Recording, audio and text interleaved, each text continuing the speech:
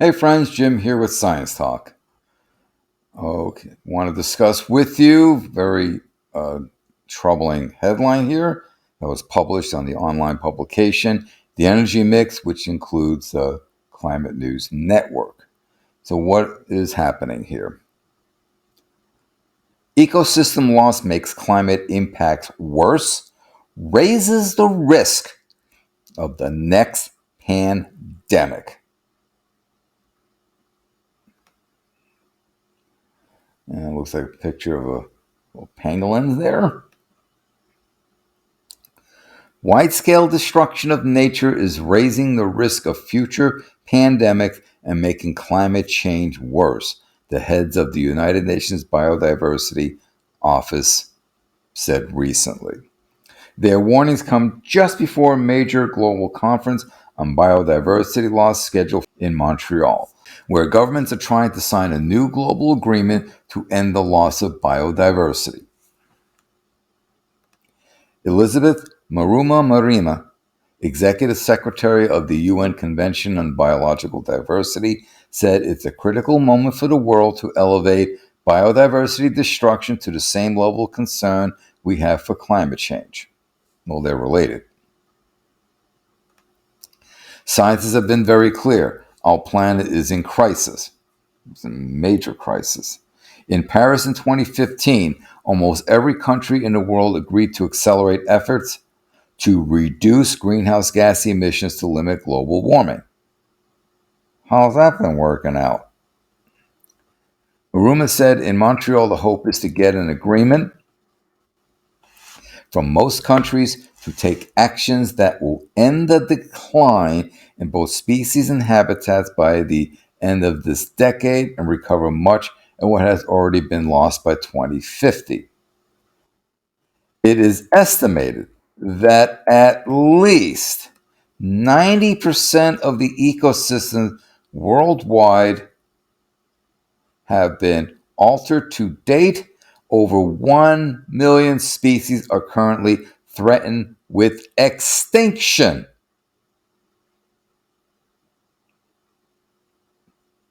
We're in the middle of a mass extinction event. David Cooper, Deputy Executive Secretary of the Convention, said the ramifications of that are far reaching, including for human health and safety. Extreme weather events are made worse by the degradation of natural protections, such as coastal marshes, that help reduce the energy of storm surge during a hurricane. The pandemic has also emphasized and raised the profile of the importance of protecting the natural environment. It's obviously referring to COVID, which, by the way, people, is not over. Don't get complacent. New strains are showing up. COVID is not over.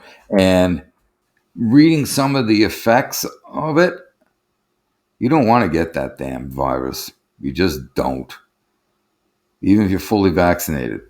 And I just received the bivalent booster because to combat the new strains.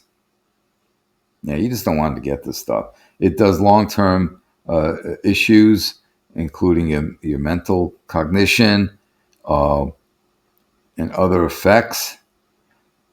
I'm reading reports that someone's fully vaccinated, they seem to recover, but then there's this danger period of some like 6 weeks after what appears to be recovery that something horrible happens, a heart attack, your blood vessels going nutsy, or whatever, and they actually call it mid COVID. We've heard of long COVID. They're calling this mid COVID. That for this period of about 3-4 weeks or so, you could be at risk for like basically having something really horrible happen to you or even killing you. So yeah, you don't want to get this COVID. Get yourself vaccinated if you're not already, and keep up to date with the boosters. Anyway, I digress. People understand that something is not right in our relationship with nature when we have this increasing risk of pandemics. That's true. Because, as we encroach We destroy the habitats, we encroach into these ecosystems, we encounter organisms we really don't encounter, and that increases the risk of being exposed to a potential pathogen for which we have no immune defense against, and it goes rip roaring right through humans. That is a concern that I have expressed numerous times, that as the Arctic thaws, as the cryosphere thaws, that pathogens, microbes, will be unleashed that humans don't stand a chance against. And we know that the more we destroy nature, the greater the risk of the emergence of new diseases. All right, let's highlight that. The more we destroy nature, the greater the risk of the emergence of new diseases. Studies have shown that as human development encroaches on wildlife habitats, there are more interactions between people and animals, raising the risk that more animal-borne viruses will make the jump to humans. I just alluded to that a few moments ago.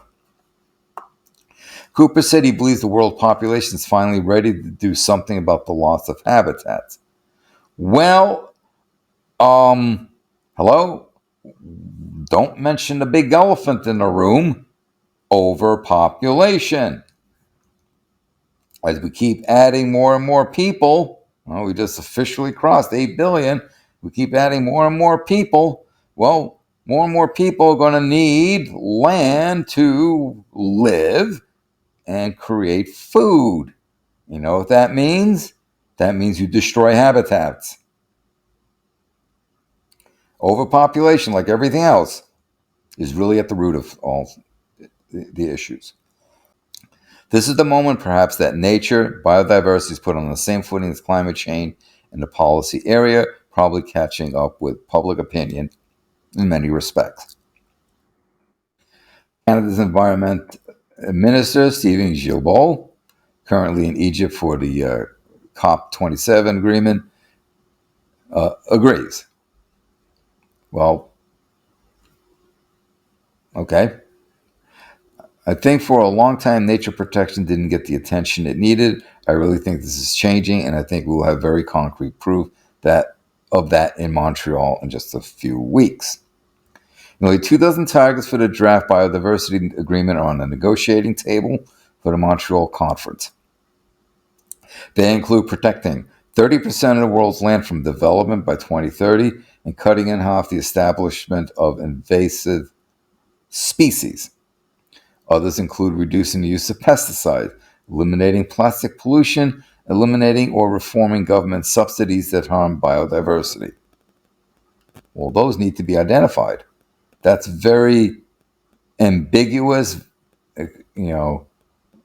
very nebulous. You need to be specific on what you mean by that. So,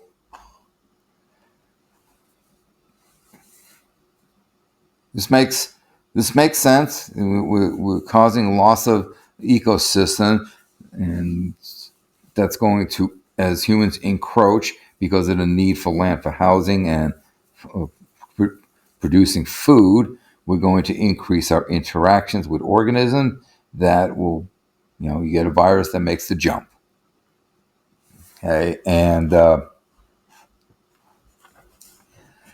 I said before, overpopulation is at the root of all of this. And don't forget, there are now, by biomass, more livestock than mammalian species, wild mammalian species combined. So we are seeing a drastic decrease in biodiversity. We are losing species.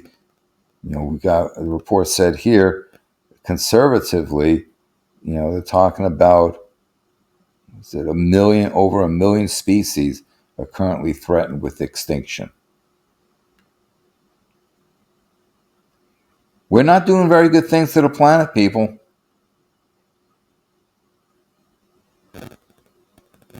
We are causing the current mass extinction event that is underway.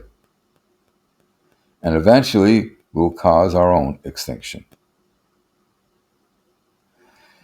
So, disturbing headline, but I doubt any of us are really surprised.